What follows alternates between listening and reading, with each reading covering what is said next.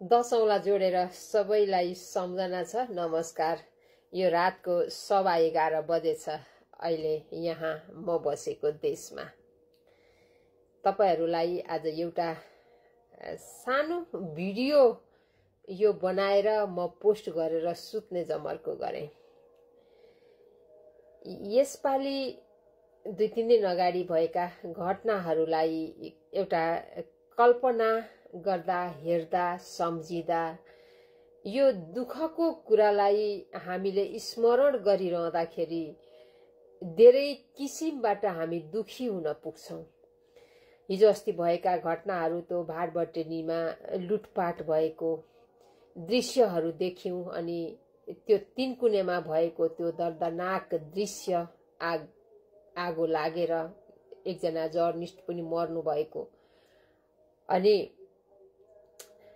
यी कुराहरूलाई मैले यति हेर्दाखेरि यति दुःख र पीडा देखे नि। तपाईहरुलाई कस्तो लाग्यो मलाई थाहा छैन, तर दर्दनाक त्यो हृदय विदारक तस्बिर भिडियोहरूले मन शान्ति कहिले भएन। अब यता बिगो पनि कति भइराखेको, कति 17 करोड कति करोड भनेर भाटबटेनीले पनि निकालिरहेको देखिरहेकी थिए कहिले हो। यही क्रममा मैले सानो के जोडे भने राजावादी जो राजा ल्याउन भनेर अहिले यो कार्यक्रम भनौं अगाडिका केही कार्यक्रमहरुमा तपाई हामी कोही भेला भयौं होला हैन। अब हामी प्रवासमा हुनेले त्यही देखिरहेका छौं। यो गल्ती कसैको हो भनेर नभनौं। यहाँ मान्छे अस्तव्यस्त भएर एउटा बाटो खोजिरहेको समय हो। राजातिर गयो, यता गणतन्त्र फाल्नतिर लाग्यो भनौं, कांग्रेसतिर छ, कम्युनिस्टतिर छ, प्रजातन्त्र पार्टीतिर छ भनेर कसैलाई गाली हामीले नगरौं।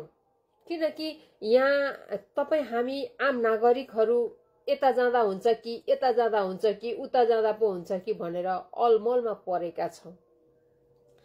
पुराना पार्टीहरूले हामीलाई दिएको यो दर्दनाक समस्या अनि हामी नेपालीको भविष्यको एउटा अन्धकार बाटो, यसलाई हामीले कसरी हुन्छ, कताबाट हुन्छ, के गरेर हुन्छ, कसलाई हामीले सपोर्ट गर्दा हुन्छ भनेर नागरिक छटपटाएर एउटा त्यो आन्दोलनतिर लागेको पाटो हो त्यो।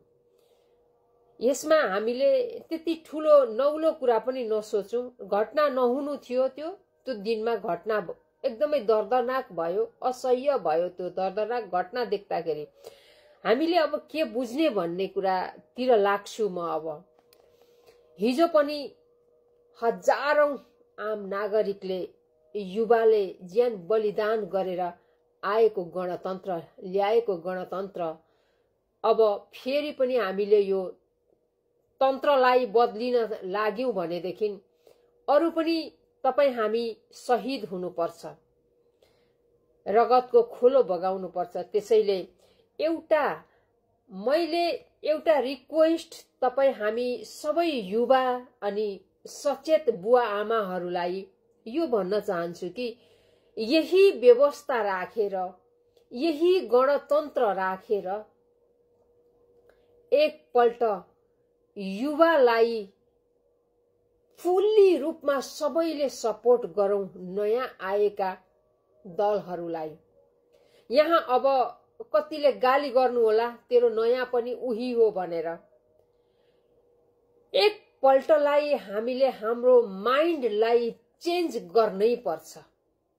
हामीले हाम्रो पहिलादेखिको यो सिद्धान्त जुन बोकेर आएका थियौं पुराना पार्टीहरूलाई साथ दिएर, यसलाई हामीले चिरेर एकपल्टलाई आफ्नो मत बदलेर तपाई हामीले देखाउनै पर्छ र पूर्ण रूपमा एकलौटी सरकार भएर युवालाई यो देशको शासन एकपल्टलाई चलाउन दिनै पर्छ। केही न केही हामी सुध्रिएर आउनेछौं, हाम्रो देश सुध्रिएर आउनेछ। अब तपाई हामी युवा राजा ल्याउनतिर, कांग्रेसतिर जानतिर, कम्युनिस्टतिर जानतिर, प्रजातन्त्र पार्टी पछ्याउँदै अस्ति आन्दोलनमा कति होमिनु भयो। कसैको लहैमा लागेर हिँड्ने तपाईँ हामी एउटा बाटो खोजिरहेका छौं।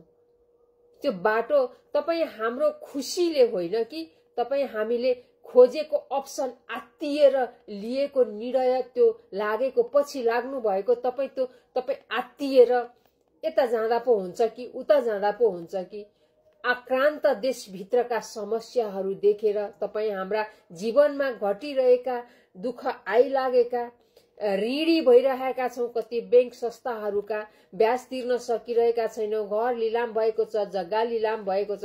हो यस्ता कुराहरूले रोजगार छैन, घरमा बिहान बेलुका खानको लागि घाँस बास कपास केही छैन।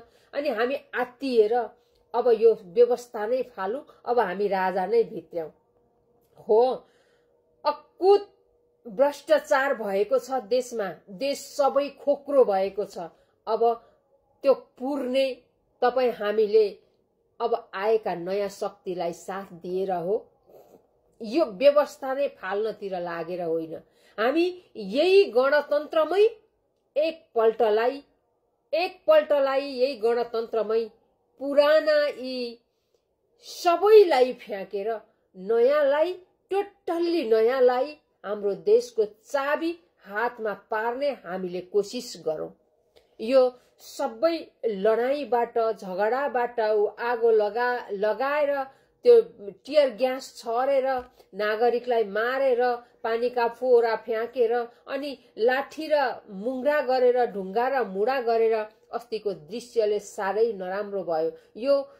यो व्यवस्था यसरी फर्किन सक्दैन। यति मात्रै होइन, यो व्यवस्था फर्काउन नै छ भने फेरि अरु 17,000ले मात्रै नपुगेर तपाईको लाखै पुगौला हामी बलिदान दिनुपर्ने त्यहाँ देशमा। त्यसबाट पनि पछाडि सबै कुरा सुध्रेला भन्न सकिदैन नि। फ्याँकिएका राजा, हिजो राजतन्त्र फ्याँकेको हो, अब फेरि त्यसलाई स्थापना गर्नलाई त्यति सजिलो छैन।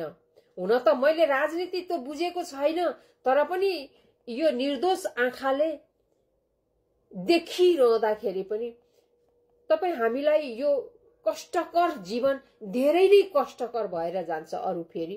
त्यसैले युवा साथीहरु, तपाई हामी सबै उस्तै हौं, दुःख सबैले उत्तिकै गरेका छौं, देशको माया सबैले उत्तिकै गरेका छौं, परिवारलाई उत्तिकै माया, एउटा स्नेह बाहिर आएर पनि हामीले गर्नुपर्ने कुराहरू गरेका छौं, देशलाई पनि हामीले अर्थतन्त्र धानेका छौं, टेवा पुर्याएका छौं, रेमिटबाटै चलेको छ हाम्रो देश।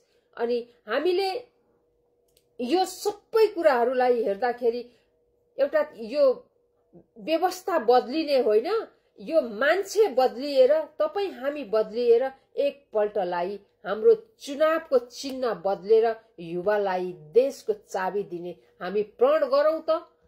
यो द्वन्द्व पनि हुँदैन, यो झगडा पनि हुँदैन, लडाई पनि हुँदैन, शान्ति तरिकाले देशमा भोलि हाम्रो देशको सरकार हामीले चिच्याइराख्नु नपर्ने त्यो अवस्थाको हाम्रो युवाका साथीहरूलाई अगाडि ल्याउने एउटा प्रण गरौं र अगाडि बढौं त। तपाईहरु सबैलाई मेरो नमस्कार। यो प्रवासको बस्तीबाट भोलि अप्रिल फुल रहेछ, तपाईहरु सबैले सचेत हुनु होला।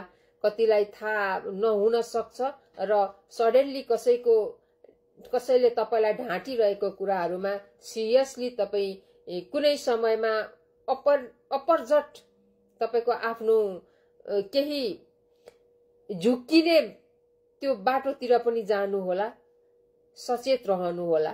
भोलि अप्रिल फुल छ, कसैले कसैलाई नढाँट्नु होला, कसैले कसैलाई नचाहिँदो नभनिदिनु होला। कहिलेकाहीँ यही दिन हो भनेर सबैको दिमागमा आइरहेको हुँदैन, अचानक झसङ्ग हुँदाखेरि कतिको स्वास्थ्यमा पनि असर पर्न जान्छ। किनकि अहिले हामी युवाहरूको सबैभन्दा समस्या भनेको प्रेसरमा छ, प्रेसर हाई र लो हुनेछ। अचानक सडनली तपाईले एउटा मजाकमा बनाएको अप्रिल फुलमा कसैको स्वास्थ्यमा हानि नहोस्। धन्यवाद, शुभरात्रि।